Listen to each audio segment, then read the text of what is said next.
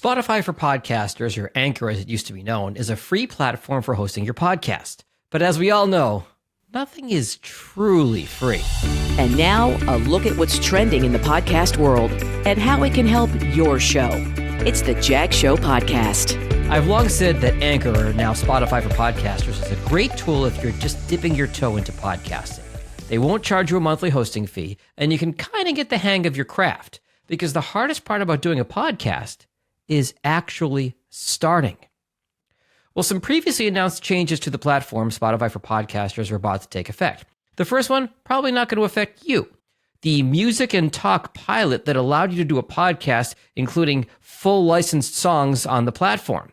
I played with this in an experiment called the Jag Throwback Show, linked in the show notes, mostly to kind of scratch the itch that comes with being a former radio DJ.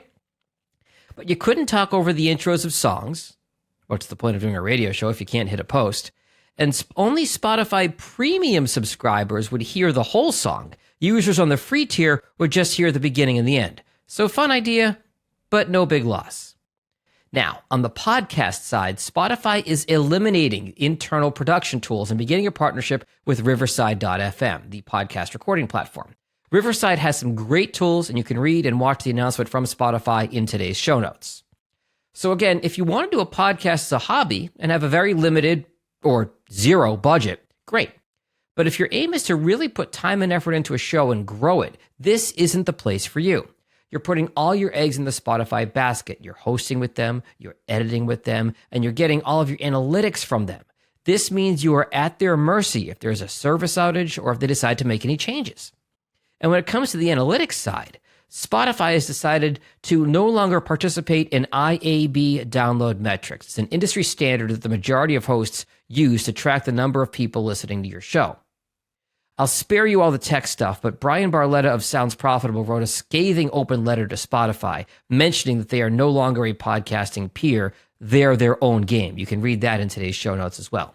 Bottom line, if you live entirely in Spotify's ecosystem, they control everything. It's like having your entire retirement portfolio invested in the stock of your employer. That's great when things are going well, but what happens when they take a turn?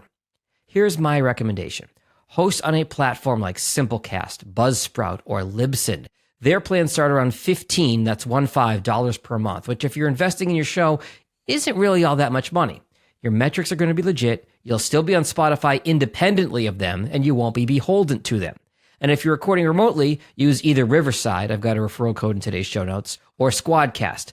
Both are excellent quality and have a number of bells and whistles. It's just figuring out which of the two is more intuitive for you. Squadcast was acquired by Descript, where most of their editing tools have now migrated to, and they've got an announcement of new tools coming next week. I'll link to that webinar in today's show notes.